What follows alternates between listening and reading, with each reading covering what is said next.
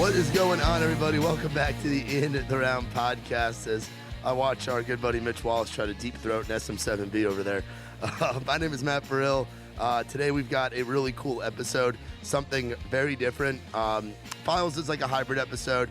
It's kind of like the industry series, but also our man is an artist and just put out a new single. It's our buddy Matt Wallace, a.k.a. a Nashville manager, a.k.a. Money Matt, a.k.a. Still Matthews, just put out a new song called 12 Steps that y'all should check out because it is fucking fire. And we talk about the music industry. We talk about acts that he used to work with in the country realm, such as Muscadine Bloodline, Riley Green, Luke Combs, Taylor Ray Holbrook, just to name a few, and how he met the guy that he has been working the closest with over the last few years, a guy by the name of Jelly Roll. So really cool conversation where we talk about a little bit of everything, get his backstory, and hope you guys enjoy it. Quickly, got to tell you about our sponsors, Whaletail Media. Wales and his crew over there, they are the best in the business. So y'all make sure to check them out. They do all of our graphics, a lot of our visual stuff, and you can always find Wales at the Writers' Rounds every other Tuesday night over there at Live Oak. Hit them up, whaletail.com, whale-tail.com. Saxman Studios, Grady and his boys got a really cool shout out in this one from Matt Wallace. Be sure you check them out. You're looking for a place to record. It's cool. So many new artists here in town come up to me and be like, dude, we're working with Grady. Dude, we're working with Grady. It's like, as you should be. Grady is the shit. We like keeping him busy. Y'all be sure to hit them up, Saxman Studios. Our man Mitch Wallace, who was just getting it on with a SM7B over there, one of these guys. You can look him up at Wallace Mitch on Instagram. Mitch is a content guru. He has been crushing the game. And if you need any help, TikTok, Instagram, social media, whether you're in music or just have a business out there, hit him up. He will help you. And last but certainly not least, our friends in the green world, Trailside CBD Emporium, Delta 8, Delta 8, Delta 8. Shit gets you high. It is legal, and you can save 20% with promo code ITR. So let's get into the episode with Money Matt Wallace. How the fuck you doing today? How the fuck you doing, bro? I think we're both doing pretty good, man. I think we're both doing good. How many years you got sober now from booze? California sober, like I am. Like from booze, like I still drink a little bit on occasion on the road. Yeah. More smoker, but like 9 years sober from cocaine addiction. Let's go. So like that was really the trap in my life, you know. Yeah. Like I never really got too bad into pills. You know, we grew up in an environment where like pills tend to be a gateway drug, you know, but like for me, it was cocaine, and in a weird way, it's like the pharmaceutical industry and itself traps us, right? Like so, like from a young age, I was ADD, right? So same. They start you on what Adderall or Ritalin, or I was Concerta 54 milligrams. Yes, there you go. Like so, like you kind of get tricked. I don't know what age you were when you started, but it was like I was addicted to stimulants before I even really knew what being addicted could have meant, or like what drugs really even like were, because you know you're 8 years old getting Adderall because you're a little bit rambunctious or something, you know, rowdy, like so whatever. So like it was kind of like a trap, and then you know like fast forward life and like all the shit that happened, I just you know fell into that path of daily battling cocaine, you know, and it was a bad drug for me because it was a drug I was functional on. Like, there's a lot of times where, you know, people are like, oh, well, it's apparent. Like, with alcohol, it's more apparent when I'm, you know, drinking. Because, like, you know, I'm big, jolly, fucking goofy-ass chunk, you know? Like, but, like, with cocaine, you didn't know, you know? So 12 Steps, new song, which fucking slaps, by the way, bro. Big fan, man, and happy to see it out there doing what it's doing. 12 Steps, is that more about your battle with the snow than it is? No, 100%. You know, like, me and Young Wicked's on verse 2, James Garcia now, I forget, he's kind of gone through the name change recently, but yeah, my boy James Garcia hopped on verse 2. We were on the Jelly Roll tour together, both opening up, and yeah, we just had a great time. And I was like, yo man, I know he's battled through alcohol addiction, and so now he's sober from alcohol for probably like a good, I think 3 or 4 years. So for him, it was like a really cool thing to get on the song with me, you know, speaking about my problem, and then, you know, him having that relatability. So like, really, it's for anybody that's ever been in a rehab situation or felt like they kept relapsing, you know, like sobriety is a tough thing when you start like so many times and you fail and you start and you fail and you start and you fail. And I think for so many people, there's never an end to that. Yeah. Like it's a constant battle their whole life. But, like you really can, if you figure out, what it is that makes you work in life or what it is that you can channel your energy into to where you don't have enough time for this anymore. I think that was where, like I learned, hey, this is the person I want to be, and cocaine prevents me from being that person. That's how I felt with the booze, man. I got clean. It's coming up on 6 years. So I was like 21. Wow. So, and again, being in college, but being in this town, like, and whether it's booze, whether it's coke, whether it's pills, they have it all here. And in this music game, in this music industry, that 9 years off the coke, man, that's huge. That's big. That's a big deal, man. Well, it's crazy because like we still live in a state where they alienate us sometimes for smoking weed, which is ridiculous. Yes, but like, agreed. There's however many states that are medically legal now. I think it's over 30. I think over like 2/3 of and how many are recreationally legal? Like, yeah, that's a it's ton like too. We're getting to a place where obviously, clearly, there's some benefit to this. There's some economic benefit to it. So the fact that you can go readily get access to opiates, I mean, we're exposed at a young age. You get your wisdom teeth taken out. They give you some kind of opiate to get over it. So from a young age, you're battling these things that you don't really even know you're up against sometimes, because you're just doing what a doctor tells you to. Yeah. And then you're like, well, shit, this is what makes me feel normal. I need this. I need this. I need this. Or you create dependency. And like, that's the trap that life is. Oh, 100%. I mean, whether it's fast food, whether it's it is, like in some form or fashion, it's tough not to have dependency, like, I mean, still to this day, I probably drink way too much coffee. Like I'm probably addicted in some form or fashion to damn, like stimulants still and always will be because, like of a trap that I fell into at a young age. So that was really the song 12 Steps. When we put that out together, me and James Garcia, we were just like, damn, this is the song that I hope someone hears this and they feel the same way that we did, and it helps them get to where we are now. Bro, I was over here like nodding, like bro, I feel that, you know, and I'm somebody who hasn't been to a meeting in a long time. Like I've been good about it because I got cleaned up before I moved here. Yeah. So it would be a little bit of a different situation, but like there were lines in the verses and all that, man, that related. So I had to talk to you about. So it's funny, like when somebody rings you up, like your name, Matt Wallace, then you go Money Matt, and then still Matthews. Like you've got all these different things going at once. So I kind of want to back up. What brought you here to Nashville? Like how'd you end up in this city, and when did you get here? Yeah, so I was 16 years old, right, and living in Chattanooga. It was great place to grow up, honestly. My mom and my dad got divorced, right, and then like 3 out of 4 of my grandparents died all in a year. Wow. My brother got arrested. Tough shit. Yeah, that's a tough was like, stretch. Just like a real, moment in my life for like a sophomore, that felt like he had everything going for him. So I'm like 16 years old. I get my car. I've had my car like maybe a month. And for whatever reason, I'm doing 95 and I jerk it left into the side of Signal Mountain where I grew up. Fuck. Was wearing no seatbelt, did 3 barrel rolls, and like woke up and was just in the back seat of the car and had like a cut on my head and like my finger was all jammed up, but like crawled out of the car, like jumped out of the thing, like walked like half a mile down the road till I saw someone drive by, like I was kind of on the backside of the mountain in the middle of nowhere. And this dude fucking like wouldn't even let me in his car, but he was like, yo, man, you got to like follow me to my house. It's right around the corner, dude. If you can walk just a little bit, like we're almost there. I was like, all right, cool, whatever. So like they threw me in an ambulance and, like I tried to kill myself, dog. Like there was no doubt about it in my mind, but it didn't work. And so like, I think in that moment, you're 16 years old. You're like, fuck, man, nothing was working before that. Nothing was working after that.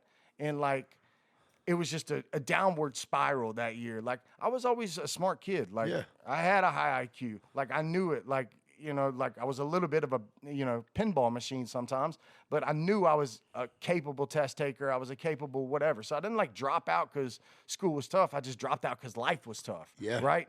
And so, like fast forward, I decided like, yo, my parents divorced. My dad moved to somewhere called Lebanon, Tennessee, which is like, what, 45 minutes? Home of Cahoots. And we've had some good times in Lebanon. Yeah. That's a good little spot. Home of Haystack, you know, and like, you know, a few other things. But like, for all intents and purposes, and I say it because I spent a lot of my life there, and my dad's from there. My grandparents owned the newspaper in the Lebanon until they sold it, the Lebanon Democrat. And it's white trash America, y'all. Yeah, man. It's living in Tennessee, not in one of the big cities, not in Memphis, Jackson, Knoxville, or Nashville. Yeah. It's nothing like Nashville. Yeah, it's a different world. It's outside the city limits. Yeah, and living in Lebanon, like, I didn't really come to Nashville for probably the first 3 years I lived in Lebanon. You know, like, there was really no reason for me to. You know, like, you know, I ended up, you know, after I dropped out of high school, you know, we'll fast forward to where this is going, but like, you know, like, I ended up, you know, in a position to where I went to MTSU and I was in Murfreesboro. So I was really Rutherford County, Wilson County, and, you know, going back home to Chattanooga to see my old friends more than I was in Davidson County. So, you know, like, it was kind of a crazy thing. So Lebanon's like white trash America, though, right? And then the other converse, like, side of Lebanon is what you have is like that there's still the projects there. Like, so Lebanon will never be Mount Juliet. It'll never be Franklin. Even though if you back up, like, when my dad, you know, and grandparents were there, like, it could have been Franklin, but the difference is, like, I mean, like, you look at a geography, you look at, like, its proximity to lakes and all these other features that, like, seem benefit, like the fact that it has a mass transit system through railroad. Like, Lebanon really should have popped, but there's still the projects. It's still white trash America. It's still blue collar factories. It's still where Royal Canine dog food gets made. Yeah. It's still like, that's Lebanon. Isn't there a racetrack out there too? Yeah, the super speedways out there. So, like, it's like, that's the culture, you know, like, there's that dude that, like, loves Luke Combs, and then there's that dude that was, like, bumping G Unit or bumping Lil White, you know, like, or bumping 3-6 Mafia, you know, like Memphis rap. And it was like, it was just this eclectic kind of like mixing of white trash and like Southern rap hip hop culture. How did that rub off on you being there for 3 years? Because you go through that accident and you said you come up here, like, that's that second chance moment. Like, you live in a so your mind's different after something like that. Yeah, so it's different. So, like, when I moved to Lebanon, like, I'd always played in bands and shit. I was a rocker, you know. I played guitar. I played a bass guitar. I sang backup vocals, you know, like.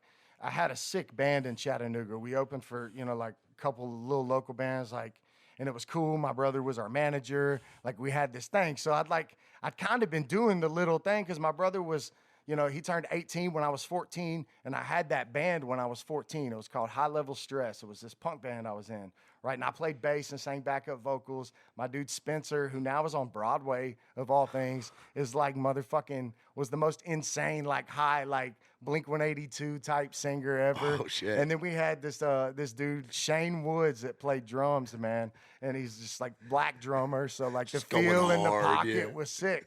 So for, like, we were like this kid super punk band, right? And, like, Spencer had, like, the voice of an angel, and then I could just, like, growl and yell and all that shit. So, like, we did that, and I just, like, fell in love with music. So, like, when I left, you know, to move to Lebanon, you know, to chase a dream in music, like, I really left the basis of what I knew, which was rock and punk and, you know, like, indie rock. And so I moved to Nashville, or Lebanon rather, and, you know, my cousin was there. And so, like, I had a recording rig. I'd recorded my band's first album and shit. Like, I built a computer in the 7th grade. And what years are these in? So you like, say so in seventh, so I'm 34, believe it or not. So 34 years old, Matt Wallace. So 7th grade puts me like what, like 16. I'm 2003. That would have been sophomore. So back off 1, 2, 3, 4, like 1998.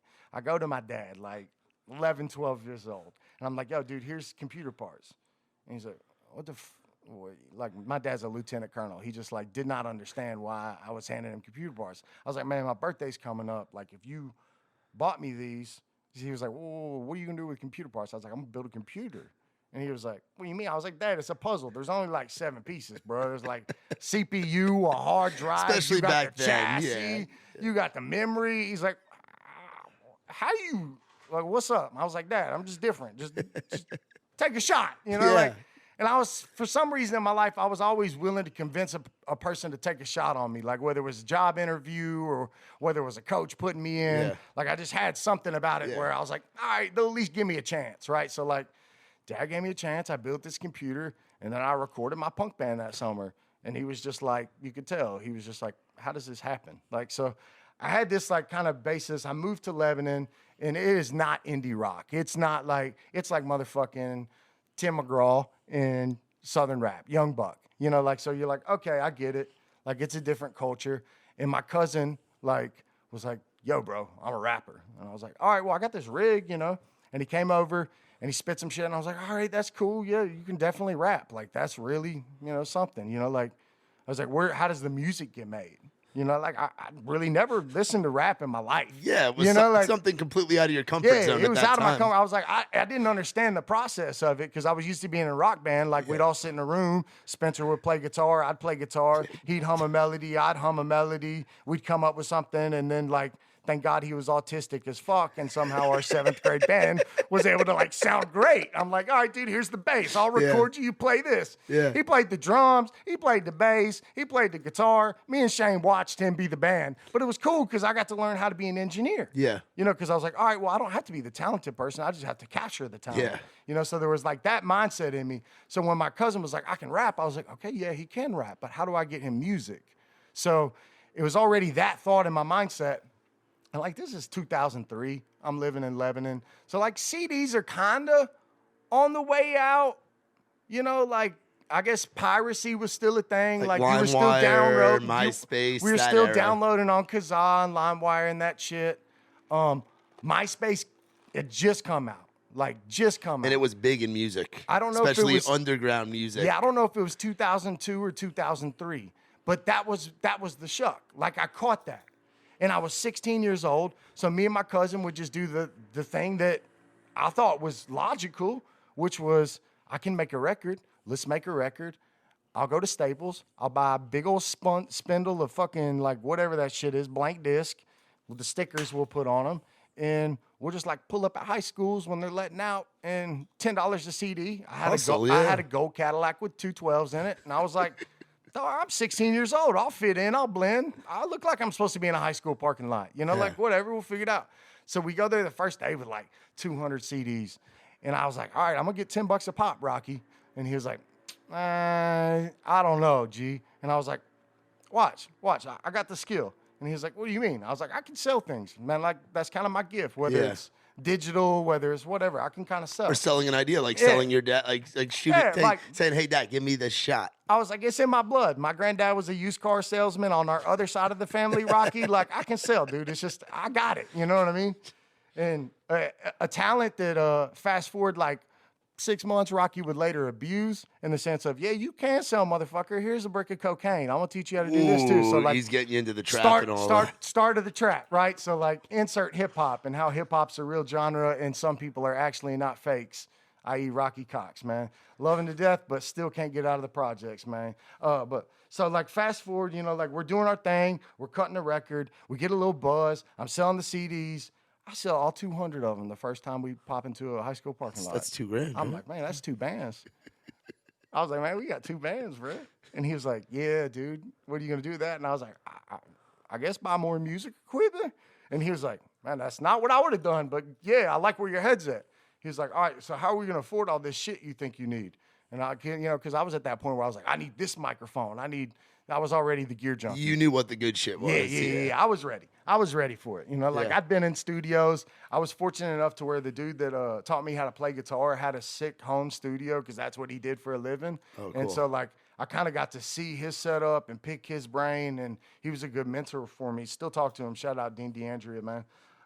Hella good sax player, hella good guitar player. So, yeah, I got to ask you, so you're doing the rap thing, you're getting in the trap. I want to hear more about all that stuff, but you eventually go into country music. Yeah. And you're very involved in country music. There's a lot of acts in the Southeast are coming up. Yeah, so we'll get there the super quick way then. So get this little buzz, take it to MySpace, and then fast forward, there's this little event in Lebanon, Tennessee called Slammin' and Jammin', man. They run cars up and down the strip. And this local group, they were signed to a label in town called Street Flavor Records, man, which was where Haystack was. Sonny Paradise was the guy that was really running shit over there. And me and Sonny are super cool now. So shout out Sonny, man, for all you do. And like, you know, like, I guess my cousin is a mouthy motherfucking Irish dude. It kind of runs in the family, you know. And him and Don Green got into an altercation, and they shot, Don Green pulled out a .45 and shot one of my best friends on a square Lebanon, 16 years old. So, like, that was the moment in time I was like, all right, man, I'm going to get a GED. I'm going to figure it out. I basically, like, went to my dad, and I was like, man, I could probably be living better than I am, Dad. I probably don't have a whole lot of direction, and I don't know everything. And it was the first time where I probably admitted that to my dad, because my whole life I had known everything, even to him. He was like, well, fuck, man. You're that kid that just shows up with the idea and does it. So I was like, yeah. So I think that was that moment where I was like, I'm going to get a GED and go to college. And I found out MTSU had a recording industry management program. And if I could get a GED and score high enough on the ACT, it was like a 20 or something, I could get in, even though I was only like 17 years old. So you're going to college young, too. Yeah. I was like... Because you're doing the GED ahead of time. Yeah, I mean, I was going what should have been like my junior year of high school. I was like, oh, fuck it, I'll get a GED and swing the bat. Like you said, it wasn't that school was tough, it was that life was tough. Yeah, life was tough. And then basically when I lost B-Roll, life stopped. I was like, all right, man, I got to figure out a better way. Like, I'm still young enough to bounce back. I'm still young enough to recover. Yeah. Like, this is real hip-hop shit. This is real hood rat shit. Now, the tough thing with that is that, like, you can never untrain a craft, so...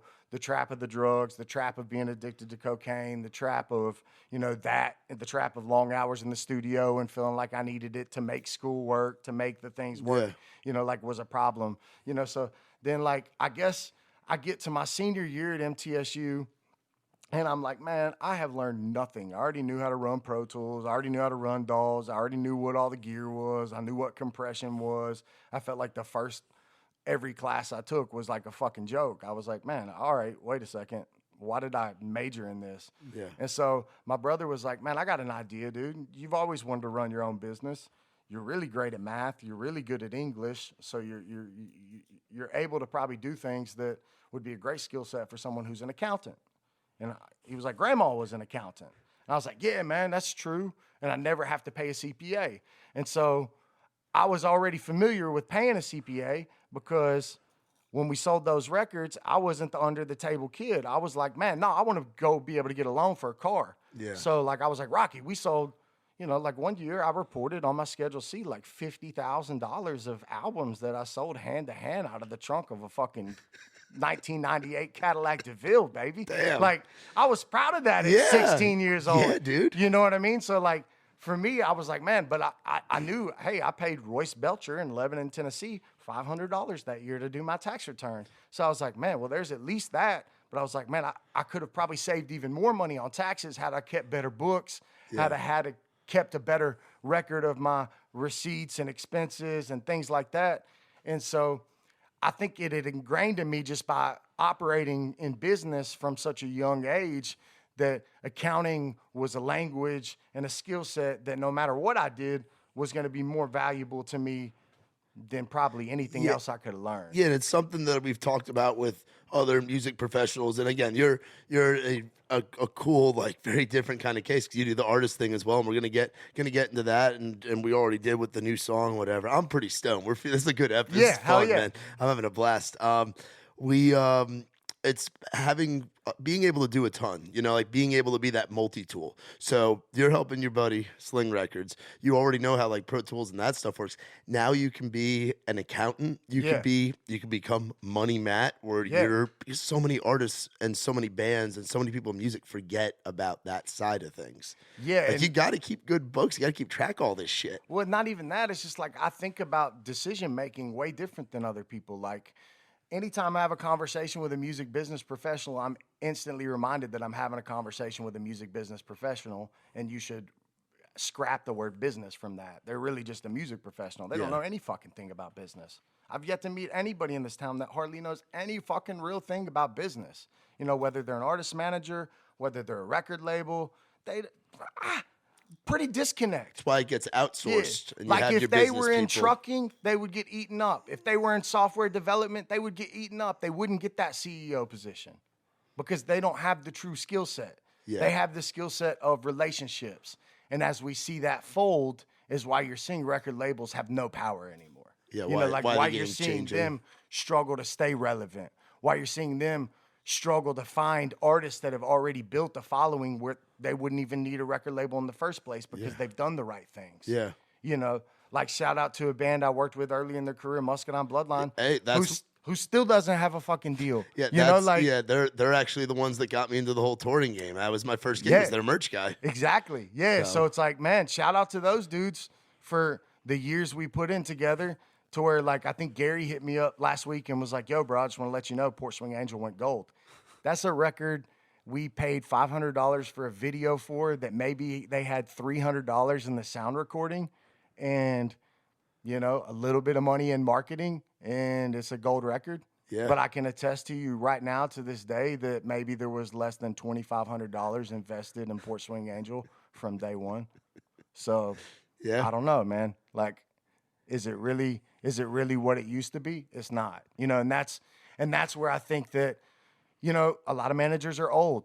They're young. They're not able to adapt to newer technologies. They're not able to stay fresh with what really works. And I think that's the biggest problem, is that everybody's always looking to take somebody else's playbook. Real champions write the fucking playbook, dog. You know? Yeah. I don't care what anybody else's does. I don't care if the grass is greener over here. You know what? Because I trust in my own ability and I have self-confidence in what got me here. Yeah. So I don't need to worry about what this guy over here is doing. I don't need to worry about the score over here, because the only thing that matters is the game I'm playing, and nobody else is really playing that game. Yeah. So it's like, I think that's where people have got it all wrong. They're like, I saw this artist do this, I got to do that. And I'm like, man, that's not the mindset. Put your fucking blinders on, bro. And you need to figure out what you is and do that unapologetically till the death of you, and until they have to accept you, until you're so proven. Like, nobody wanted me to be successful in this town in the music business. Like, everybody stacked the deck against me. Everybody wanted to put obstacles and barriers in my way. Was that because you came in as an outsider from the rap game Yeah, and all that? Yeah. I mean, I think that's it. I think it's also because I'm not afraid to speak my mind your blunt, and to tell people honesty, like, hey, yeah. like, what's your experience? Tell me about this marketing initiative. Where are you really coming that from? Like, how did you really develop this plan? Here's why it's not going to work. Tell me why you think that you can make it work when there's the 20 reasons why it's not going to work. You ask questions. Yeah. Well, I mean, I was an auditor for 7 years. Yeah, I ran a CPA firm. I was a partner at 27 with a tax partner. I was the audit partner. We had 24 employees and 4 offices, and I let a band named Muscadine Bloodline move in my basement. Yeah. There aren't 27-year-old partners at CPA firms. Yeah. Like, that's not like a real thing. Like, my client list was so insane to where I was like, but I've seen businesses work. And it was because I know, hey, most auditors, they go in there and they're tentative. Most accountants are tentative to have conversations. I am not that human being. I can sit there with a CEO and I can ask him a question, and I can pick his brain, and I can talk about his revenue streams, and I can talk about his operations, and I can learn about his business, and I can learn about what makes this business do this and why this business is going to be here. Get that understanding. Because it's important for me to understand my client, because if I can add value to their business, and I take a foremost growth approach in the sense that every day I wake up and I want to grow myself, I want to grow my team, I want to grow my company, and I want to grow my clients. And I do that every day. Yeah. That's my mentality. That's a foremost growth approach. That's the mission statement. That's what you're out here doing. I think if everybody took that mentality, they would find that their business grows infinitely every year. Yeah. It's like, and it doesn't matter if you just like take that it to heart, if you live it, if you breathe it. But like, I'm telling you, if you do, it's gonna work. Like, I mean, there's 2 things that get you through in life: passion and knowledge, and neither one of those anybody can ever take away from you. Yeah. So stack the deck in your favor. And I think that's every artist I've ever worked with. They want to talk about barriers, and then I'm like, oh, well, no, that's not a barrier. I've got $100,000 of video equipment. You want me to shoot your videos? I've got a $250,000 studio in my basement of my house. You need to record a record? Like, what barriers do you have to create? Yeah, you want to be that breaker. That's every business is three things. It's operations, it's marketing, and it's administration. Yeah. Tell me any business that's any different. Yeah, some might have more than that, but like just that's the three. That's the core. That's the basic part of a business. If you do that, you're good, and really the operations and the marketing is the most important thing because you can always hire someone to do admin. You don't even necessarily have to do that in-house, right? Yeah. So how does the Muscadine thing start? And then you were that whole kind of introduction. How does Matt Wallace translate into being involved with not only Muscadine? There were some other acts at that time you were coming up with. Yeah. So I was at the firm, and clearly always been passionate about music. Were you like going to like Whiskey Jam and stuff? Like, were you going to events here in town, or were you just working the grind and living your life? I didn't get that because I was at a firm that wasn't an entertainment-based firm. Oh, so this is like business and residential, like private sector. Yeah, we were mostly serving software development companies, construction companies, food manufacturing companies, real estate investment trusts, people that were billionaires, not people that were. Yeah. This is small business. The music business is small business. Like, you're dealing. Some of my clients were worth 1.3, 1.4, 1.5 billion dollars. You ain't working with small potatoes. Yeah. I'm talking about like one of my clients was a company called McKee Foods. Everybody in America knows who they are. They make oatmeal cream pies, so they're in every gas station. Little Debbie's, yeah. Every gas station ever. Swiss cake rolls, Nutty Buddies. We've all been there, right? Dude, we've all been on the road and stoned and had snacks. I mean, it's just life. So it's like, once I came to the music business, there was like, I had this passion to be here. And so I started going to a few events. The Nashville Entrepreneur Center that I went to started a music business incubator. That's cool. And I was like, man, I'm going to go there and meet some people. So I met this artist manager, Ken Matson. Great ass dude. Ended up at 1 RPM. I heard he recently left 1 RPM. I don't know where he's at now, so I'll have to call Ken after this and get the catch up. But he was managing a country rap band, the Moonshine Bandits. Had just left like Average Joe's. He was the president of Average Joe's Management.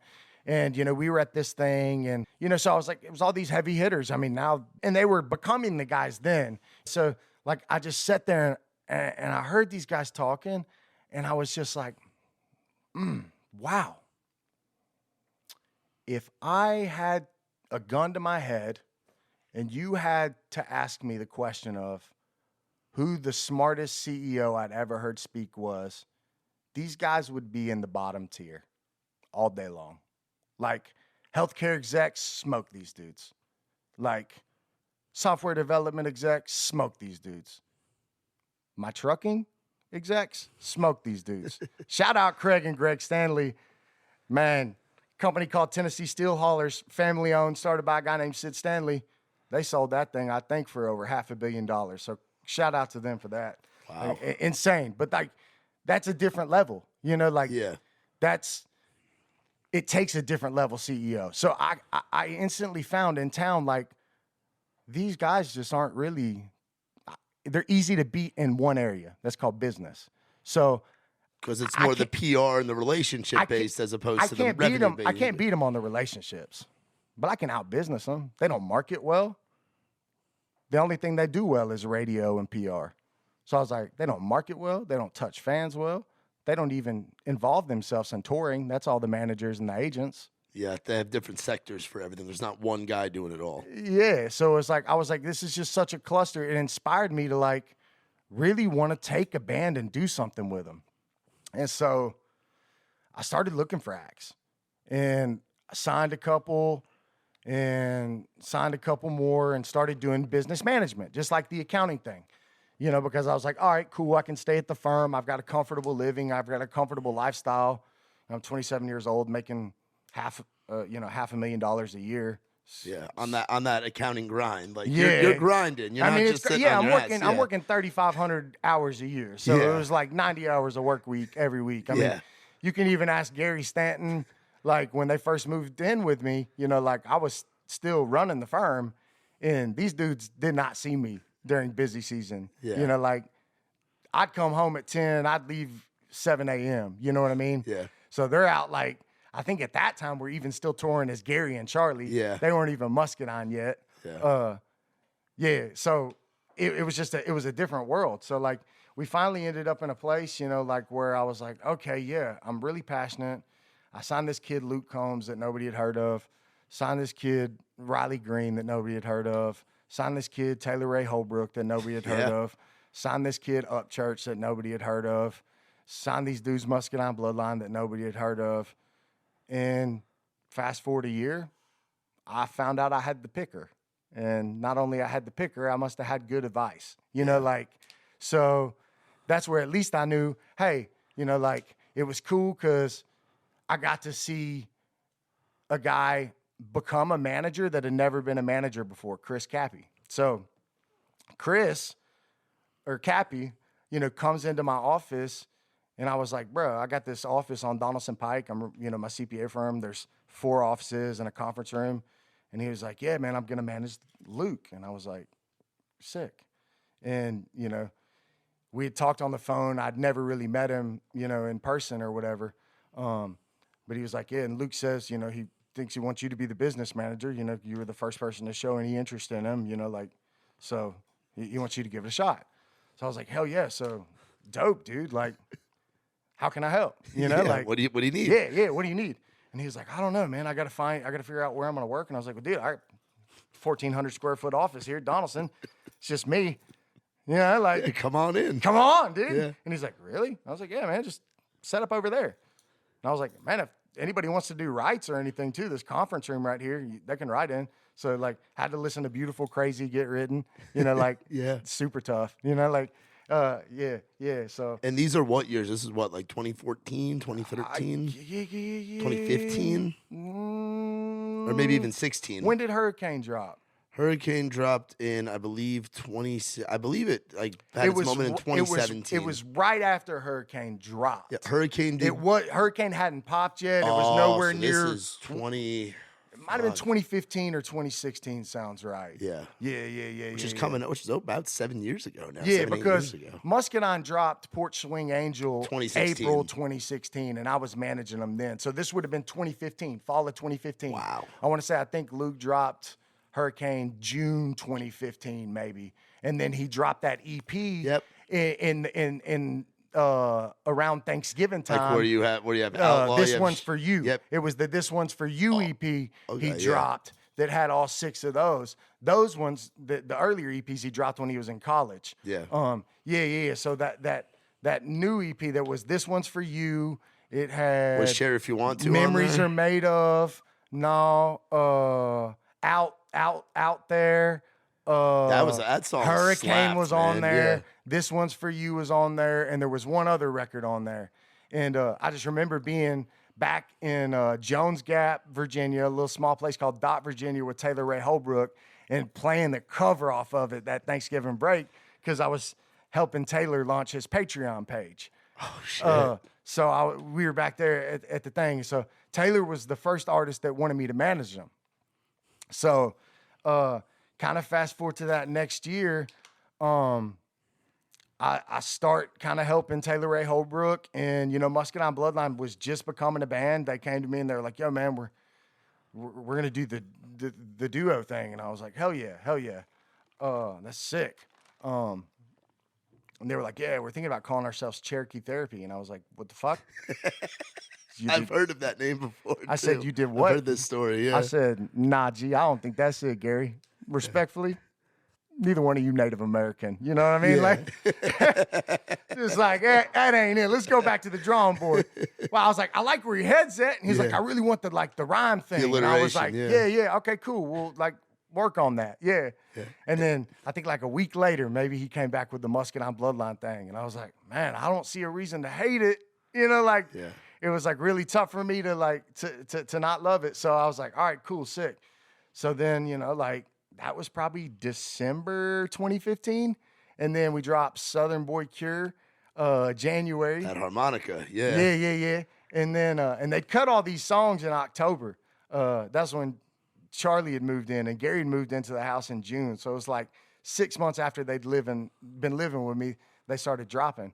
And, we went and shot that video for Port Swing Angel, and we dropped that. And the song did decent, but then it just kind of kept climbing. It kind of kept climbing. Taylor Ray was living with us too, so Taylor Ray shouted it out, and I saw the effects of Taylor Ray. Yeah, you saw it. Like everybody talks about this TikTok thing. You saw the Vine thing in country music, bro. You were there for the Vine days. For the Vine thing.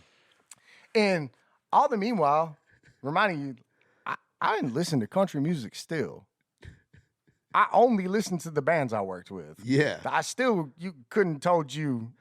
You were rocking hip hop. Bro, if I had showed up at a country meeting and they had been like, hey, so tell us what you think about Tim McGraw, I'd have had to like Google any song he ever did. Except for the one with Nelly. I could have sang you over and over again. Yeah, just respectfully. But that hit my culture. I don't know. Yeah, just respectfully that your culture, that your thing. Yeah. It wasn't my thing.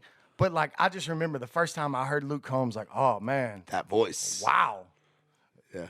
This is special. Like, that's what special is. This guy makes me want to like country music, and I don't. So I knew there was something there. Same with Gary and Charlie. When I heard their harmonies, I've been recording people my whole life. It would have been a dream for me to have them in my studio. Like, wow, y'all can just like do that on the reg. You can just hold like a guitar, Gary, and play any song, and Charlie, y'all can sing it together, and it's like perfect.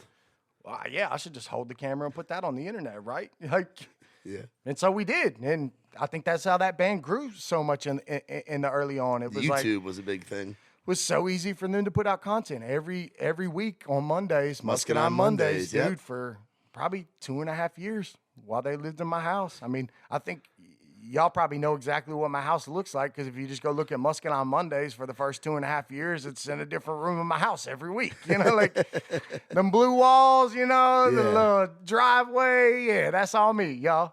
So like, if you see it, that's the thing. So like, I think like after 2.5 years of them just staying in people's faces, like people just loved hearing them sing. So it was like no matter that Port Swing Angel just kept growing and kept growing and it was growing. That road grind that they have been on for. They were in a fortunate situation where up and down Alabama, up and down 65, baby. They were hustlers and they were willing to take no money and they were willing to do it duo acoustic and open in front of anybody. Yeah. So, it was a great position because obviously I had Cappy in my office at the time. So getting Luke Combs dates wasn't the hardest thing. Yeah. Riley Green didn't have a manager. I was his business manager. His agent was also in one of the offices in my office. So getting Riley Green opening spots wasn't a tough thing. I was Bradley Jordan's tax guy. Yeah. So that was kind of in my hip pocket. Yeah. You know what I mean? So it's like, it was just like an easy thing to where I was like, oh, I can just kind of out business these people by like, I know what a band needs. I know what every business needs. And you have the connections and everybody grows. Every business needs operations, marketing, and administration. And in the music industry, there's 3 kinds of operations. There's publishing, there's recording, and there's touring. That's all this game is. Simple. And you had all that in the office at the same time. Yeah. So it's like, all right, let's rock, Like, so I think watching them build and watching the collaborative stuff that me and Bradley Jordan put together and watching some of the things, that we put together, it kind of made me dig country music in a different way. Cause I was like, okay, this isn't a and admittedly, I was lucky because I was super familiar with the culture. Growing up in Lebanon and spending all that time in Lebanon, like it's country music and then it's like white trash rap, like, so it was the other thing. Like one of my best friends, Will Warren, we hated the same music that the other listened to, but that's my guy. Like we still both love throwing on waders and walking down Barton's Creek and catching fucking red-eye coosa bass. Like didn't matter that I like punk rock. I still grew up in Tennessee, like with a fishing boat and shit, like, so like, it was just like one of those things where it's like, I knew how Will thought. I knew how Michael thought. I knew how Tyler thought. So when I got to work with country artists, I was like, oh man, this is easy.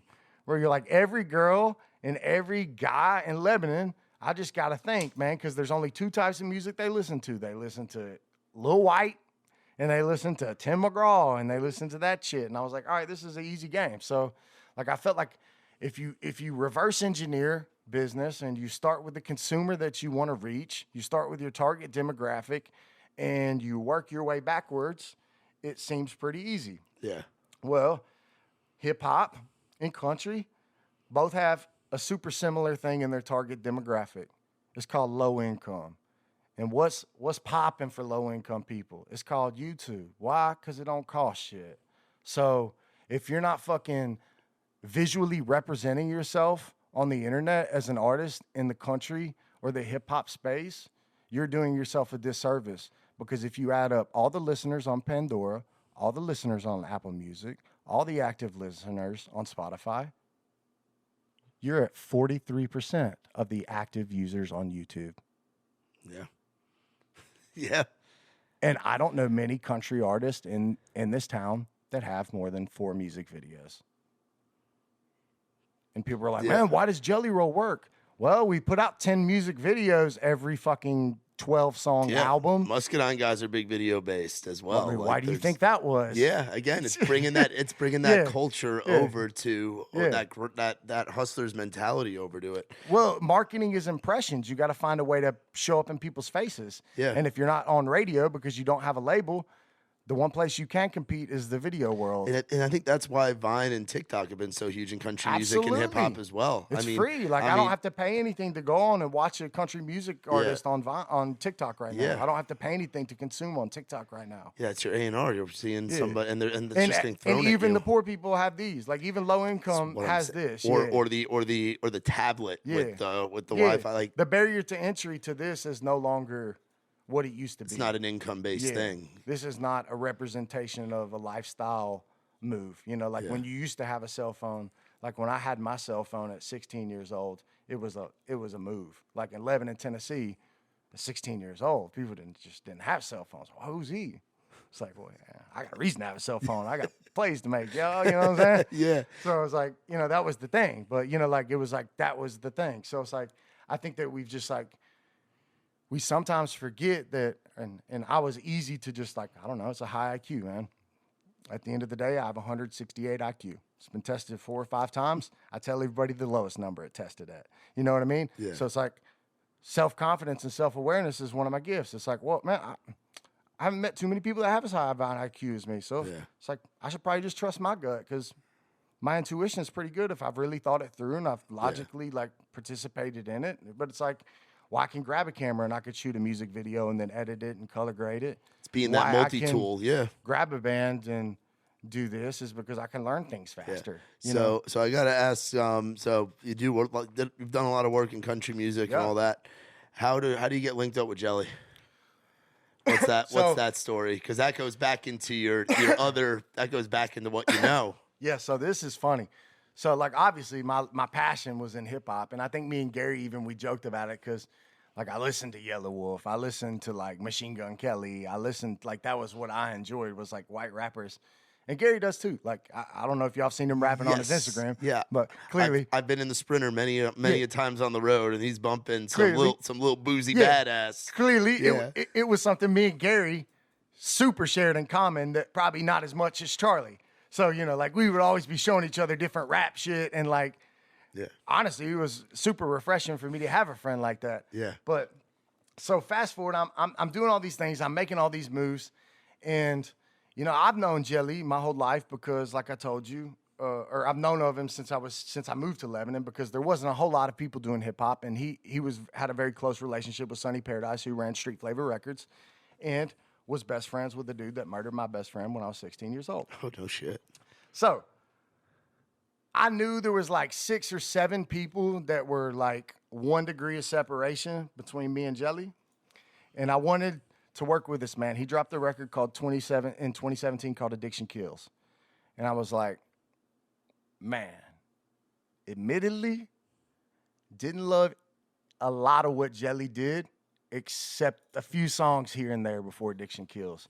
There was like, he had dropped these mixtapes called Therapeutic Music, and there was a few songs on those where I was like, yeah, I like this Jelly. I don't like gangster rap Jelly or like want to be Memphis rap Jelly or Molly by the Gram Jelly. To you, it's the most authentic Jelly is this Jelly. It's believable. So, I mean, Addiction Kills, if you listen to that record front to back, he talks about, raising his daughter because the baby mama's in jail because she's a heroin addict.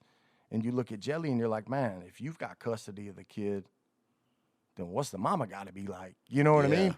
And they're like, this is this man's life. He's really talking about how addiction affects a family. Yeah. And how mental health is a real thing that you're going through, and how he copes with his problems by drinking and smoking. And like, he's really saying the things that if anybody says he's a country rapper, I ask you, what makes it country rap? There's nothing country about Jelly Roll ever.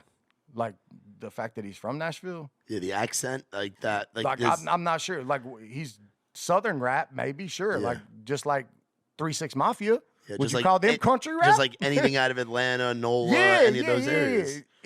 But you could call it like therapeutic music. You could call it therapeutic rap. Yeah. You could call it addiction rap or mental health rap. He's talking about real shit. So we Southern NF. It's so far removed to me from Colt Ford and from the Lax. Yeah, and I like what those guys do too, but it's such a different genre. It's a different genre, and I think thing. a lot of people they wrote off Jelly because they thought he was that, and they didn't really see what was in the core of the man. And I'll tell you this, like, I sat down with him after I begged Ward from Whiskey Jam.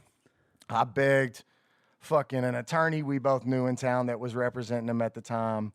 I begged a couple show promoters I knew, Lane Flournoy down at Zydeco. Oh, we know Lane, yeah. Yeah.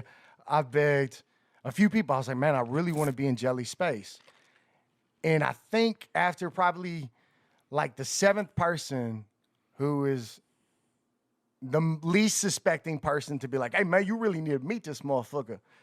Jelly was like, man, I don't know how you even know him, but the fact that you know this guy, and then somehow this ex still kind of currently coke dealer / like thug ass, fucking weed dealer, like, maybe I should take the meeting. So I hit him on the IG and I was like, boom, dude, like, I've been hitting a bunch of people trying to get with you. And he's like, yeah. Reed told me about you. And Ward and a few other people, man. I'm currently working on this record, Waylon and Willie. I'm down at House of Blues. Let's like go grab sushi one day. So I'm sitting there, kind of picking his brain. Jelly's got a manager out in LA. I'm kind of like getting out of the business management thing. I just stopped business managing Luke. I just stopped business managing Riley. I was focused on just managing Muscadine at the time. Yeah. And had just started working with Jordan Fletcher. So Jelly had come to me and we were sitting there eating, and I kind of like told him my story and like picked his brain and was like, man, so you're really here on Blood, Sweat, and Tears in the sense of that you haven't done a whole lot of digital marketing. You ain't done a whole lot of like anything. He's like, man, proudly, I ain't never spent no money on ads. And I was like, all right, respect. I like that. You know, because I was like, I think there's a fucking millions of people that need to hear what you're fucking talking about. Yeah. Like meth, cocaine, addiction. Being a dad with the baby mama in jail, like life. Like Jelly's story is so insane that, man, rat tat tat tat, D Ford, baby girl. That's how he found out his daughter was born. In jail. You know what I mean? And that's the moment in his life that he knew he had to come out of jail and do something special to make a future for Bailey and for his family. And I think that man's music and that powerful message is like honestly why I'm want to work, like go to work every day. And so like shout out Jelly Roll for being the only inspiration and the only reason I even put out music myself. If it weren't for his story and his encouragement and his big brother mentality, I mean, the dude took me out on tour. Of all the motherfuckers he could have taken out on tour, he's like, nah, I want you to open up, my manager. I'm like, I didn't even really know what to do at first, I was like, man, I ain't been on a stage since I was like 16. Gee, I'm a behind the scenes guy now, so and the funny thing is fast forward, I do my first show on the Jelly Roll tour in Anderson, South Carolina at Wendell's Dip and Branch, sold out, 4,000 people in front of my best friend Bradley Jordan as the promoter. Bruh. And I tell you, when I get off the stage, Bradley Jordan's face, insane, bruh. There's never been a more proud man in his life than the fact that Matt Wallace just got off the stage and killed it in front of 4,000 Jelly fans. Bradley Jordan was like about to cry. That's It was like awesome. sick. So I was like, man, those are opportunities I never dreamed I would have. I gave up that dream a long time ago and figured I'd be a businessman and figured I'd be, creative. And then, like Jelly brought me back into songwriting. Jelly brought me into helping produce records. So one of our probably closest friends. I mean, obviously we got Mitch over here. Yeah. Who's been doing some great work and stuff. Yeah. The future mayor of Nashville. Mr. Nelson. Mr. Nelson, what we sometimes call him Randy, we sometimes call him Ronnie, because he's come out and done a lot of Trey Lewis dates with us. Yeah. And Ryan is, and a lot of people don't know this, Show Up Drunk. Yeah. Songwriter Matt Wallace. Yeah. That's one of your songs. Yeah. Me and Ryan, man, pinned that thing in the fucking, in my little blue room where Muscadine Bloodline did the Muscadine Mondays, y'all. And the funniest thing about Show Up Drunk is, like, I'm sitting there, I hit the dab rig, right? Faded. Me and Ryan are both just like looking at each other super stoned. All of a sudden,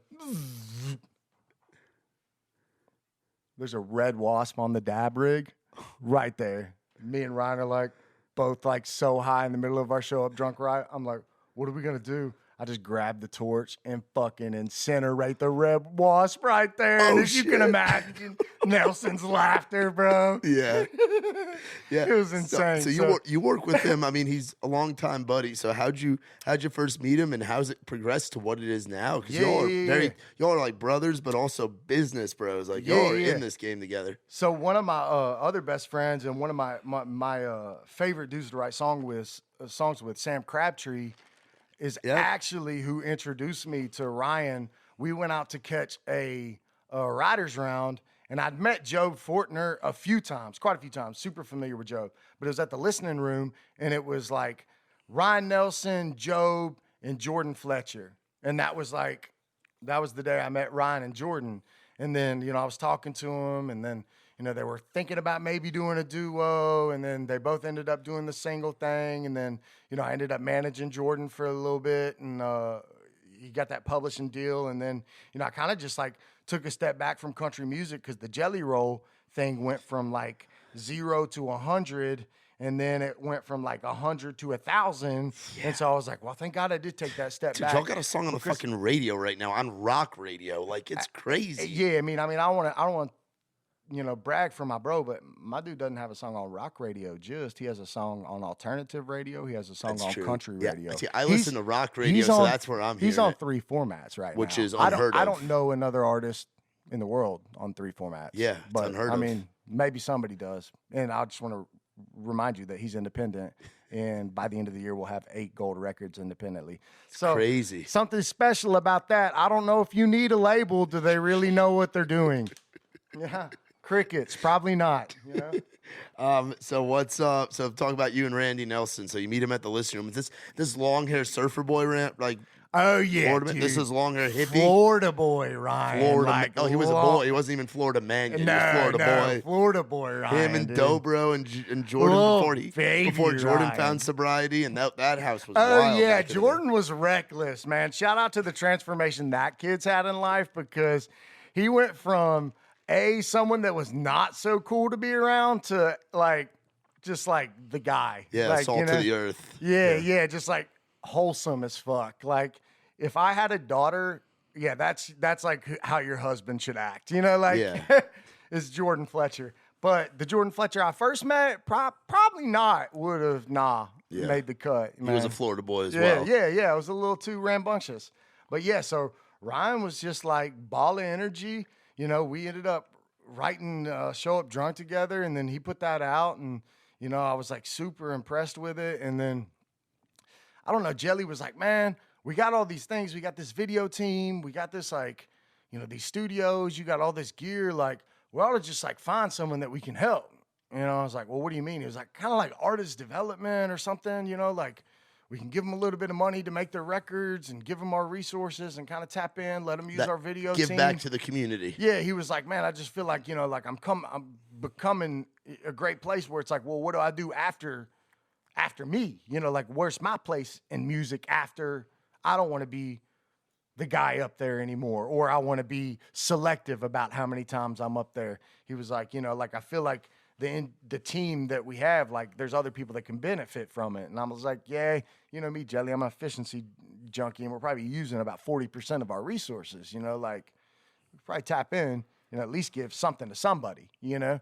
And so that was, like, Ryan was the first one where we were like, all right, let's try this, you know, because brought him into the office, and he played Wasn't the Truck. And Jelly was just like, fucking, man, play that again real quick. Man, you mind playing that 3 times in a row for me? I was like, damn. He's like, yeah. And I think that song just, like, spoke to Jelly in a way. And, like, Ryan is such a songwriter. You know, like, I mean, he's just that guy for real. So, you know, like, really excited to see this new record that he's been working on with Grady Saxman. And the Grandpa song. Yeah, and the Grandpa song, which is another Sam Crabtree cut. Have you heard that? Yes. Yeah. So I first heard that during COVID. I was hanging out with Nicky T from Raised Rowdy, and Ryan played it one night. We were in the backyard having cigars and chilling, and I was like, Ryan, why the fuck haven't I heard that song? He's like, man, I don't know. I don't want to bring the mood. I'm like, dude, that is a top 5 Brian Nelson song. Yeah. It just tells a fucking story. Yeah. Brings a mood out. Man, it's sick. So we actually cut that one in the boneyard in my studio at the crib. So I'm excited for that one to come out. I think it's actually, but probably by the time this airs, it's out. Yeah. You know? Hell yeah. Y'all go check it out. It's called Way Back When, I think. Yeah. When's the what's touring life with Ryan Nelson and Jelly been like? Like the 3 of you guys and because it's all in the family, and like you've got like the security crew out with you. Like you guys have that your road family. Yeah. What's it like when you bring Ryan into the mix with that? Oh man, you know, Ryan for all intents and purposes is functionally dysfunctional. Yes. So like the one mad respect for Ryan that I love about him is that dude will not like make me have to wait on him to finish his cigarette. And that's super appreciative for an ex-smoker. Like, you know, like there's some guys won't throw my guitar player under the bus, James Jones, you motherfucker, that like will make me have to sit there for 5 minutes while you finish your cigarette at Sprinter van call in front of the lobby, and it's very inconsiderate. So I'd throw it out at halfway just to get going. Coolest thing about Ryan Nelson is that he's willing to throw the cigarette out and get in the Sprinter van and get moving. Least cool thing about Ryan Nelson, the way that man's feet look. He does have weird looking feet. They're fucking disgusting, y'all. Because he barely wears shoes. They're never the same color as his skin for whatever reason. I don't know. It's like some shade of green sometimes, some brown, some dark black. It's disgusting. Yeah.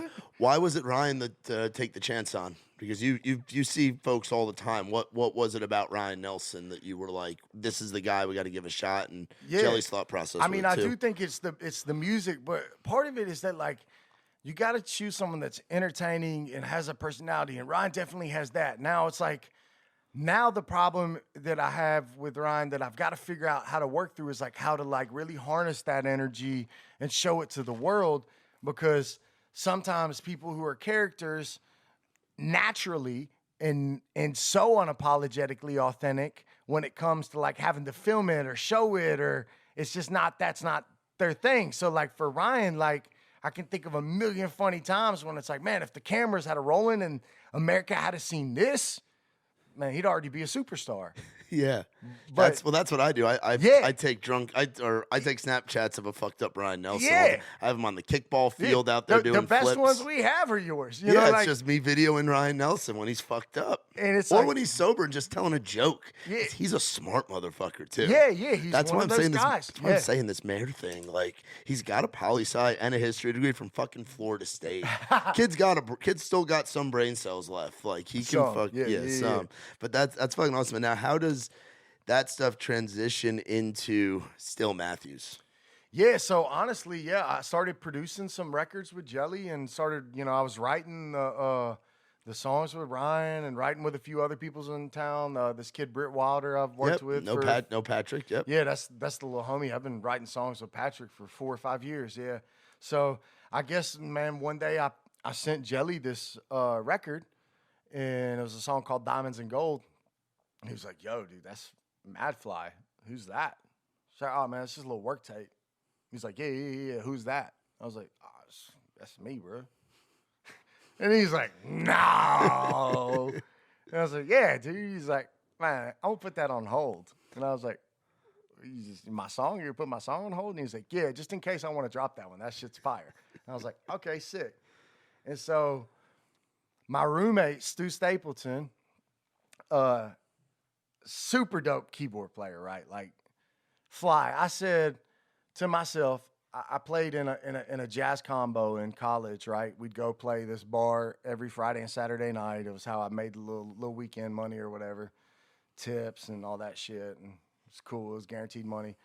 We'd go play, and there was this dude that played keys with me. His name was Ron Gilmore. And now he's like J. Cole's music director, like all that. He was a badass motherfucker. Yeah. Bad motherfucking musician, man. So was Rojan, so was Terry, man. So was Jamar. All y'all were sick. I was the only white guy, right? Like, so like these guys just had so much feel and so much like just, it was a different world of music than what I'd experienced before. Like playing in rock bands, like it just was different. I was the guy that had the feel, you know, like I was like, no, drummer, you got to like swag it like this, you know, or whatever. Or we're going to push a beat here. That's like how rock works, you know, like, so like, I think whenever, like I stopped doing music and I got trapped in the accounting lifestyle, I kind of said, man, if I could ever find musicians as talented as those guys, I would do it again. So Alejandro Medina. Yep. No, we know Alejandro. Yeah, yep. Stu Stapleton, they move in my house, and Alejandro's got this little recording set up downstairs, and I admittedly had a little bit of gear left, but I'd kind of thrown everything in the closet. So mostly what I had that was even current and able to be used was just guitars or something, you know? So, and I mostly just had a really nice acoustic because I was using it to write songs. Yeah. So I guess Alejandro, you know, had this little recording set up downstairs. And Stu was upstairs one day, and I was just goofing off, and this beat came on, and I started rapping. And Stu was like, man, whose song's that? And I was like, what do you mean? And I was just off the dome. Yeah. And he was like, what do you mean? Just freestyle a little bit, yeah. And he's like, how is this you? He was like, wait a second, the dude that manages Muscadine Bloodline? Like, he'd only been my roommate for like a week. He was like, wait, the accountant? Like, what's happening right now? I was like, yeah, dog, I got a different past, man. You know, like, I'm kind of removed from that, you know, a few years at this point, like 6 years probably sober at that point. And so Stu was kind of just like, yo, man, like, you ever think about just like doing something? I was like, man, no, not gonna either, really, you know? But I was like, man, what I would do is I would get into making beats again just because I'm working with Jelly, and, you know, like, maybe could get some placements. I'm like, at that time wasn't just super thrilled with the production he had. I was like, it could go a different direction and be a little bit cooler in my eyes. But I was like, I just never really been a keyboard player, and a lot of hip hop beats require keyboards and programming. And I was like, man, my skill set's just a little different. I'm more like an engineer guy, and like, you know, I can play some guitars, and, you know, like I understand music theory real well because I was, you know, alto sax player and improv jazz player, and, you know, like, was pretty sick at it. And he was like, well, yeah, clearly you have melody capability. And I was like, yeah. So we just made this beat, made like a whole pack of them, right? Threw them all in this Dropbox. I send it to Jelly. And we just keep loading up this Dropbox. I'm like, man, surely he's going to hear something in here one day and it's going to stick, right? So like 6 months later, Jelly calls me. He's like, man, I finally figured it out. And I was like, what's that? He's like, Dropbox is an app, dog. And I was like, what do you mean? He was like, I didn't know you had to download the app to get into the shit. And I was like, that's the only way I've been giving you beats, like from all the other producers, from me. He's like, oh, yeah, I'm in there now. And I was like, bro, there's like hundreds of beats in there. I've been like thinking that these were all slaw. We all sucked. Like telling dudes go back to the drawing board, like reevaluate themselves. He didn't listen to a single one. And he hadn't heard a single fucking one of them. And I said, oh my God. This just changes everything for me. Yeah. I'm not insignificant, you know, like. And so I guess he goes to the studio that night and he pulls one up, and Yellow Wolf's in there. He goes, yo, this is fire. man, I got a hook for this right now. So he lays down this hook, and it's a song called Southern Hospitality. Yep. And it was a beat me and Stu made. And I was like, man, where'd you get this beat? And Jelly's like, ah, man, some guys on my team, you know? Like, I could tell just not wanting to, you know, be like, my manager, you know? Like, because that's not really that cool. Like, my manager gave me a beat, you know? Like, but it was clearly fire. I mean, Yellow chose it out of all the ones they've been listening to. And it made the record, and that was like our first placement. And then it just became, you know, on the next record we did 6 or 7. Then on the next record, we did 4, 12. And then on Self-Medicated, we did 12 or 18, me and Stu. So, like, we just kept getting the placements and kept getting the placements. What's it like being the manager, doing the bit? Do you still do the CPA stuff? Like, is that I gave up that. So that side's gone. But being a manager, but also making beats, but also opening for the guy who you're managing and helping produce. I mean, like, what's that like, doing all 3 facets? Like, it's a dream come true. Nobody does that. Yeah, it's a dream come true. Yeah.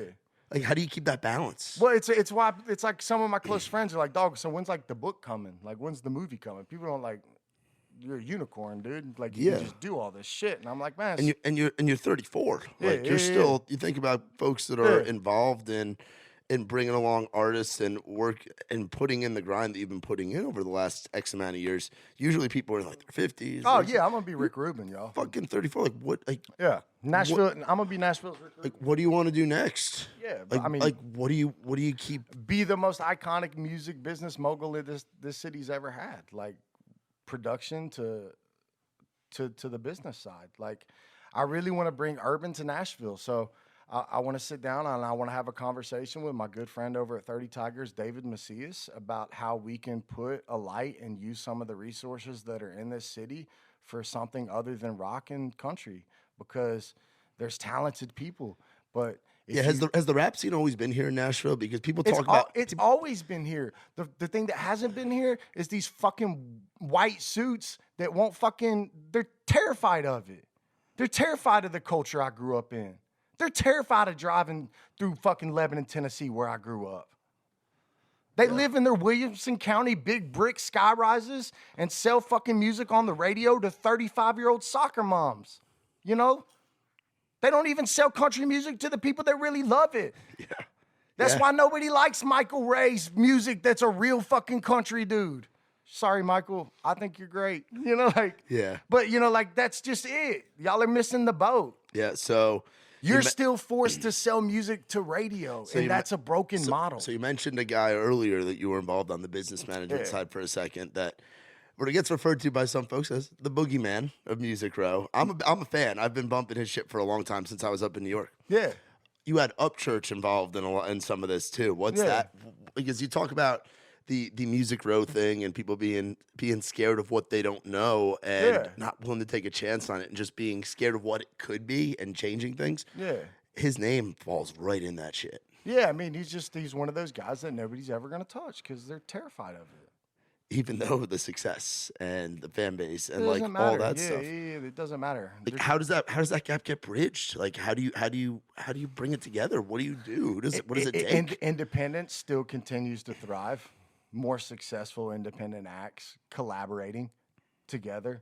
Like, you can't stop Chance the Rapper, Jelly Roll, Russ, all these people if they're working together. You can stop them if they're working alone. And that's the biggest advantage that the majors will always have over the indies, you know? But, like, for a cat like Upchurch, you know, it's like, what's next for him? You know, one of the reasons why it's like the branding move with Jelly is an interesting move is because I feel like I said earlier, we fit in rock now, we fit in country, we fit in alternative. So there's 3 mediums where they will accept us at radio even now. And that was never a dream even when I started working with Jelly. That would have never been a thought. I mean, my dude played the Grand Ole Opry this year. Like Ryman. Sold out the Ryman in 47 minutes or some shit. Yeah.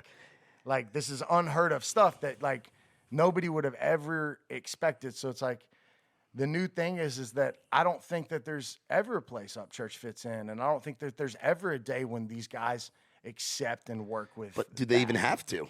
They That's don't the have thing. to. He can still do They it. can stay in Does their his- box, and he can stay in their box. Yeah. I guess the big thing is that, like, for me, my goal is to make sure that a genre doesn't get missed because the resources that we do have in abundance in this city are so hyper focused on country that we don't grow the greatness that is the Nashville hip hop scene or the Nashville indie rock scene or the Nashville pop scene, because we hold on too tightly to the country scene because we don't want to let it go, and we miss the opportunity to have our own thing here. Like, Memphis has a better rap scene than we do. Atlanta smokes us at rap. Like, there's no reason. We have way more resources, way more studios, way more capable business people, way more capable marketing people.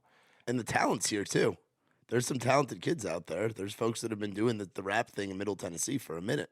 But yeah, it's just, I mean, it takes the culture. Like, shout out Jimmy Allen, shout out Mickey Guyton, shout out all these people, Kane Brown, that are in an industry and in a genre that is harder for you. It's harder for you, and you're breaking barriers. And like, I commend it, like, because it's not easy to want. It's easy to love country, but it's not easy.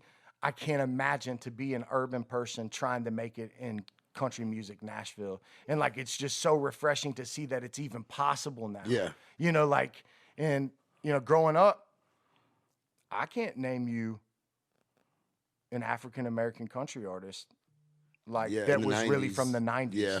You know, I don't know. Yeah, like you had Charlie Pry back in the day. Back in the day. That was a long time ago. Back in the day. But in the 90s, like, I don't know that. In the explosion of the 90s and 2000s, there wasn't a single one in there. Darius Rucker, to me, will never be a country He's always going to artist. be Hootie. Yeah, he's always Hootie. So it's like, it's a weird thing. You know, like, so it's like, just like, I think that as Nashville becomes more accommodating, you know, for opening the doors of its resources up to newer beginnings, then that's the future.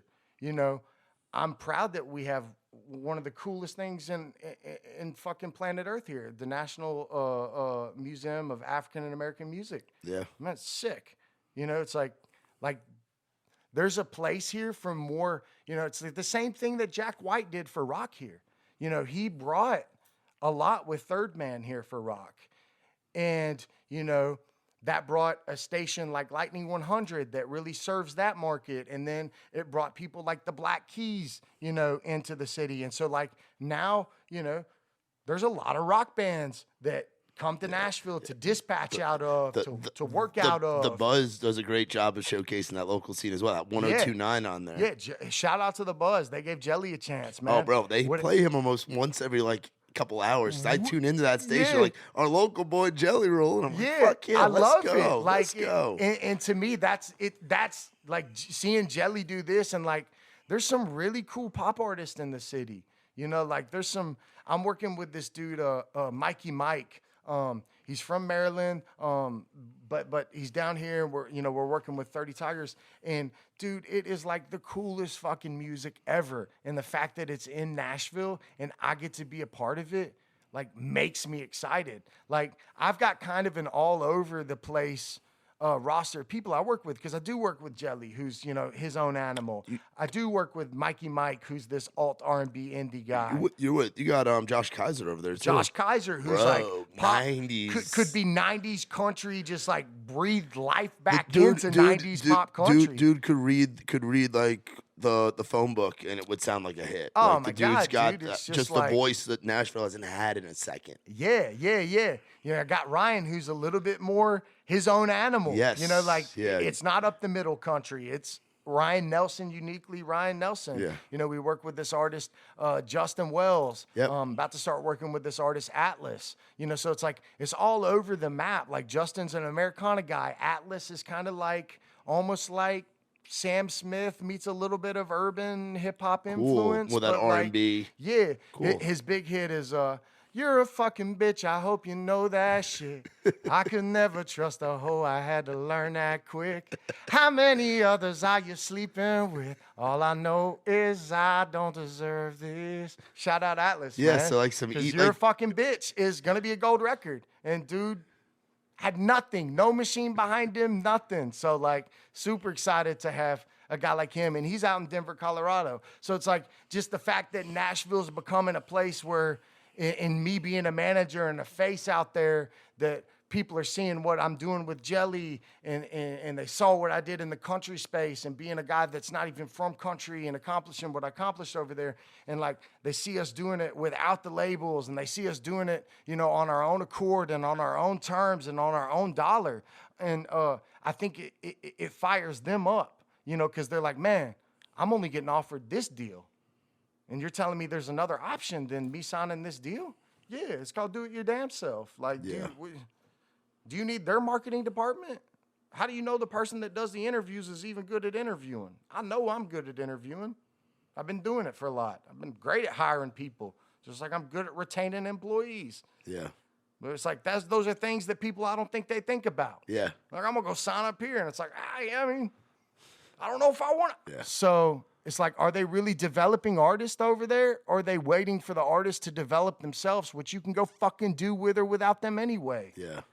Yeah, no, for sure. They're definitely. So it's a valid point. Yeah, bro. I mean, yeah, cool. Yeah, if you want to be on radio and not own your masters, I guess on the deal. Yeah, and not be selling. I mean, you could sell tickets without giving that up. Yeah, Muscadine Bloodline, case in point. I mean, we see it right now. With, independent with country band popping. Yeah, you know, like Wetzel.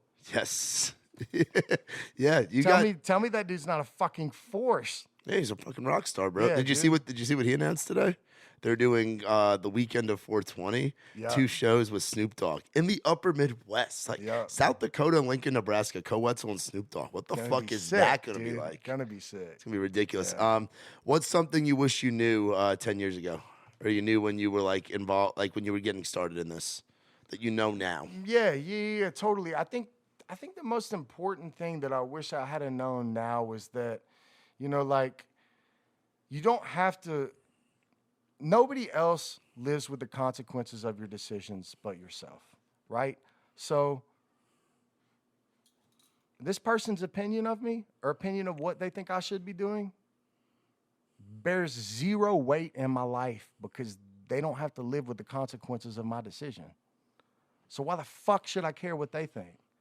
Unless you're actually having to walk in my shoes, why the fuck should I listen to you? So a lot of people, they want advice, but they don't understand the difference between good advice and bad advice. They just want advice. They want advice. So you got to realize the source you're getting the advice from. I got a lot farther in life when I stopped taking advice from people. And you started going with your doing gut. With what I really knew was right, you know? Like, I don't need to turn to my cousin for validation. I don't need to turn to this person over here for validation. If this is what I feel and what I'm passionate about, I need to attack that because it's going to show. It's going to translate. My passion, my tenacity, that's going to translate in my vision. It's not going to translate if I'm having to ask homie X over here and he fills me with some self-doubt, and then homie X over here doesn't think it's a good idea, so he fills you with some self-doubt. Like, I don't give a fuck what my own mom thinks.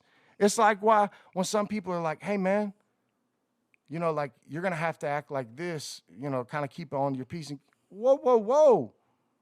I'll tell my own mother, fuck you at the dinner table at Christmas if it's warranted. You know what I mean? Like, so it's like, that's the thing. It's like having an opinion is a dangerous thing. So it's like saying for someone, if they want my advice, I'll give it to you, but that doesn't mean you need to take it.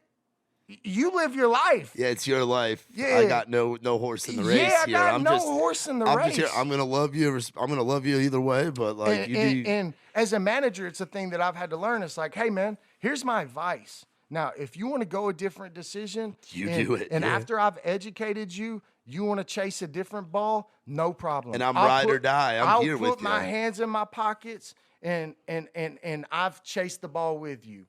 But like, it's also my job to speak up and at least voice, you know, what I think is best for the business we're running together. Exactly, because it is a business. It's a business we're running together. So it's like, you've hired me to be the CEO of your company. I'm going to give you a CEO's opinion. Yeah. You're the president, though. Yeah. If the president wants to make pita chips, doesn't give a fuck that I'm an Oreos guy, and I think the margins are better. We're pita chips, baby. You know, like, it's cool, man. You paying me to be here, so I'm going to be here. Yeah. But at the end of the day, like, that's what it takes to move forward, is it's like you got to hear the music through the static. And so many people are lost in the static that they never really get to hear the music. And I think that's the most important thing that I wish I knew 10 years ago, was there were so many places in my life, like Still Matthews would have been doing music if I had more people like Jelly Roll in my life. You know, but when I was 18, doing sing rap like Post Malone does now was not cool. That's not cool, bro. It's gangster rap, bro. Like, you're going to sing and you're like kind of emo about it. Like, you're talking about how you got like personal problems and shit, like depression. That's not hard, bro. You're weak. That was the people around me. Yeah. When meanwhile, it was... Meanwhile, you fast forward 17 years later and Post Malone's singing fucking Matt Wallace songs. I'm like, man, I fucking wrote this already. Yeah. Damn it. How come I didn't have nobody in my life that told me I was good? And it's because they wanted to keep me in the chair. They wanted to be the person in the booth. You know what I mean? And that's why I respect Jelly more than anybody else. Giving you that chance. Because if anybody wanted to keep me in the chair and out of the booth, it should have been Jason D. Ford. Yeah. And it wasn't. So that makes all the rest of you petty ass motherfuckers. Like, at the end of the day, like, it's like, man, the dude that had the most reason to be like, oh, you shouldn't take your time doing music and being because I need you to do this, this, and this. I got X million things for you could do. It's like, bro, you're not gonna put your music out? You're not gonna come on tour with me? You're not gonna play these amazing songs in front of fucking rowdy fans that are gonna love them? Like, I guess I got to if you're gonna feel that way about it.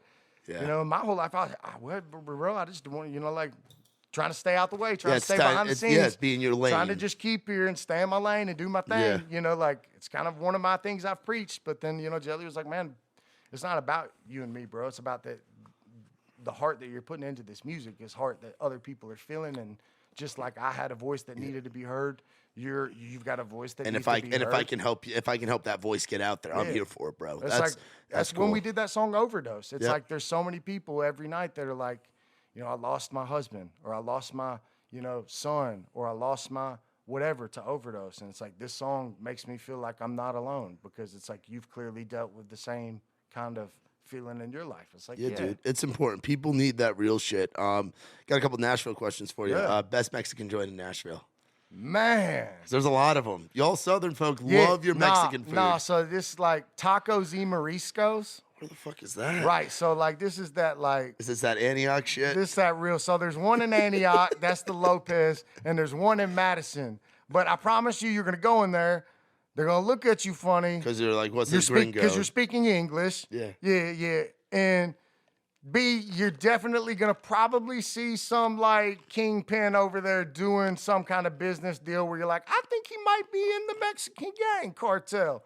Probably. But that's how you know it's the best place. Tacos y Mariscos. If you're not scared while you're eating it, you're not in the right place. All right. Where's one of your better, what do you think's like an underrated spot that a lot of people sleep on out here? Man. Whether it's food, bar, hangout, whatever. So there's this Irish pub out in my neck of the woods, near Donaldson, right near Elm Hill Marina. It's called McNamara's, right? So this is the first place I took Luke Combs, y'all. So I met Luke Combs in McNamara's in the upstairs. There's this little hidden bar. There's the downstairs joint, which is dope, wraparound bar, full Irish like serving, and then there's a stage over there where they play music, and then upstairs is like an Irish sports pub, like big screen TVs, dartboards, you know, that kind of vibe. And so went upstairs, me and Luke sit down, and he orders shepherd's pie, and fucking he just looks at me after he's done. He's like, bro, what is this place? And I was like, yeah, it's the best Irish food you're ever gonna have. And so this place is rated like slick #1 Irish pub in the world, not in Ireland. Wow. See, I grew up around in New York. We have mixed for days, What's the big one in New York that it beat? There's a big one in New York and a big one in Chicago that it somehow beat out. I mean, there's Fitzpatrick's. I'm sure this is just one year. There's a lot of them. Yeah, there's a lot of. But it was whatever that iconic one is in New York. Yeah. But it's really owned by real Callahan's, Irish people. maybe. It's one of those. Man, I can't remember. It's been some Irish years. last name, but I'll have to check that out. So, where'd you say that's at? McNamara. So it's at like the end of where Donaldson Pike hits Lebanon Pike. Oh, I know right where and that it's in an old funeral home. Yeah. So it opened up in 2010. Funeral home. So before it was a funeral home. Yeah. McElwain, I'm taking you there, man. We're gonna get you drunk at the old funeral home. It's fucking sick. Yeah. When y'all go, let me know. I'll meet y'all there. It's bro, only like 5 minutes from the house. It sounds tight. My treat, dude. Hell yeah, bro. I'd be down for some fucking. They probably got the good fucking corned beef in there. Have you ever had Scotch eggs? No, bro. So this is the other thing that I put Luke Combs on, yeah. So they take an egg, right? Hard boiled egg, right? Yeah. And they put this batter around it that's got like bits of sausage in it, and they deep fry it.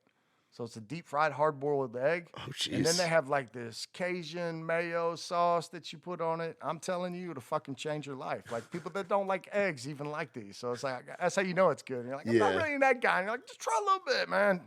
I think it'll be different. Yeah. You fuck with the hot chicken thing at all? Oh, yeah. Or the barbecue thing? Yeah. Oh, you're probably Prince's. Bolton's, really? Bones? Where's that? Bolton's. Oh, Bolton's. Super Bolton's guy. But mainly just because I like the hot fish better. And they give you the hot fish They've got the hot fish. There's a place in Franklin that does that. What's the name? Big Shakes. Yeah, Big Shakes. Yep. He fucks with some hot catfish too. Yeah, just that shit's a big old boy in the back in the kitchen making out them dishing out the milkshakes and them hot fish, that hot chicken. Hot catfish and hot whitefish is my jam. But yeah, as far as the chicken goes, I think that the chicken is probably best at Prince's, but the sides at Hattie B's are good. That mac and cheese is good. The mac and cheese is good. The potato salad's good. Even the peach cobbler they got for dessert's good. The banana pudding's good. So I think that's the gift of Hattie B's is if I gotta like choose somewhere, it's probably there if I'm taking someone that's not like local. But if you're like, oh, I'm a hot fish guy, Bolton's all day, 100%. 100%. I don't think I've had Bolton's yet, and I like the catfish because it's not something I grew up on. It's hot. Well, I mean, I can go low. Like, do they have the typical flavors where it's like medium mild, like goes up? Yeah, but it's like whatever it is compared to the other ones you've had, it's. I might as well eat the damn shit naked. Yeah, Put my little Tabasco on just it. one less down. Yeah. You're like, whoa. Damn. So what do we got cooking the rest of 2022? So 12 Steps just came out. I bet you there's touring dates. Like, what do we got going? Dropping songs, few shows on the road with Jelly, music videos. Jelly's got an album coming out. Atlas has got an album coming out. Mikey Mike's got an album coming out. Josh Kiser's got an EP coming out. Ryan's pushing stuff. Ryan's got an album coming out. Justin Wells is going into cut. Everybody's on the road. COVID's disappearing. Yep. You know, I love it. I think we're actually doing a show, and I say we're like Trey. We have I think it's at Taylor County Boondocks, Butler, Georgia, which I think some guys in our crew were there last year. Yeah, we're on that one. I think direct support with Jelly. Yeah. Jackie Patel is the promoter. Dude, Shout out Jackie, bro. Oh, we love us some Jackie. Jackie's a trip, man. We had a show at Wendell's, and it's the infamous show. It was during that COVID time in early 2021, and packed out the inside of Wendell's, which the inside of Wendell's is a fucking experience. I know you guys were outdoors for that Jelly show, but that inside, that room looks small and it gets tighter as people pack in. Yeah, dude, so it's crazy, we had something that happened where the cops had gotten called, and they kind of saw what was in there, and they were like, yeah, you guys are operating on a restaurant license. Like, you got to shut this down. So Trey gets up there, plays a 10-minute version of Dick Down in Dallas. Then afterwards was our lighting guy's birthday, and Jackie just hooked it up with fucking Shine and whiskey and all this stuff. And the crew just partied, man. One song, that's all Trey had played. Just played Dick Down at the beginning, and whatever, because it got shut down. But then Jackie was he's been great every time we've been out there. Man, we love Jackie. Jackie's a trip, dude. Yeah. So him and Bradley took care of us at Wendell's. Yes, both do a really good job at that. Yeah, they're solid, man. Best promoters in the South, if you ask me. Yeah, dude. Them in Lane, man. Shout out Lane, man. Yeah, man. We're part of that 65 South family. You got to see the inception of that. You were there for the birth of that shit. Yeah. I mean, literally watched the beginning of it with Murphy and Riley and in Muscadine. Yeah, I remember just talking because at that time, you know, like I was working with Riley in Muscadine. So, I mean, I was pretty much 2/3 of 65 South negotiation. And now negotiating against my best friends, Bradley and fucking Lane.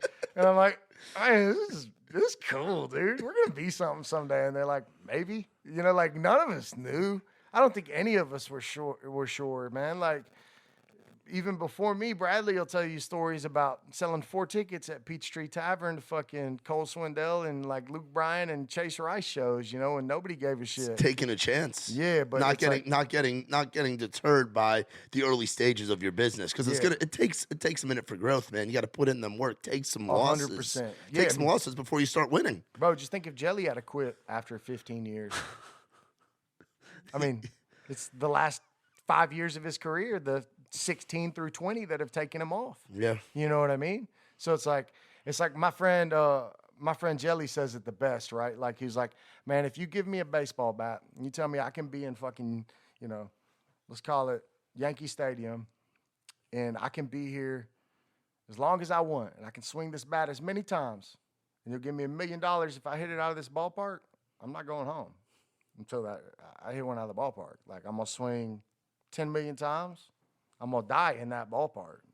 Maybe because I didn't eat, maybe because I didn't do anything, but he's like, I'm not leaving the ballpark. And it's like, that's where I think people are they overthink things. You know, they don't put it out, or they don't do this, or they don't take this risk because they want everything to be a great decision.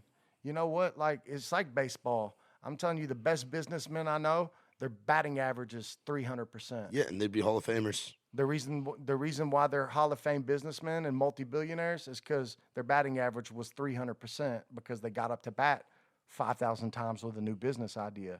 So everybody in this world that thinks that they're going to get up to bat with one business idea or one song idea and it's going to be the one, man. That ain't it, dude. So you got to just keep fucking doing it. Nobody's going to bat 1,000. Nobody's going to bat 500. Not even fucking Luke Combs. You know, not even fucking the Jelly Rolls. Not even, you know, nobody bats 1,000. So it's like, you got to learn what's acceptable to you and not be scared of risk, especially at a younger age when risk is, you know, a good time. The thing that you're working for the most, or that most artists are working for when they move to this town, is the risk that they shouldn't take. The risk of whether a record label's gonna, because their batting average is 1 in 100. Go down to any record label in town. You ask to see their books, and you say how many y'all are, you know, how many of your artists are in the black. Man. And as a matter of fact, if you want to see Warner's, it's a publicly traded company. Warner Music Group is their stock ticker symbol. You can look at their 10K if you'd like. I do it all the time. That's why I'll never sign a deal with them. Oh. You can't even operate your business profitably. Why the fuck would I be here? I'm used to working with businesses with better profit margins. For a while, it's funny. We had David Nail on here a couple episodes back, and he was saying that when he was getting started, they were saying the money that they were spending, they were just like, for a while, the label system was operating off the money that was coming in from the 90s, from the early 2000s.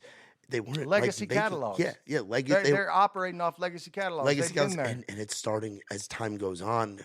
It runs that money runs out. Well, yeah, no more did legacy catalogs play, because, you know, you can't sell the CD that was originally purchased on vinyl, on tape, on CD anymore. Yeah. And nobody really gives a fuck. Yeah, that's why David said he would.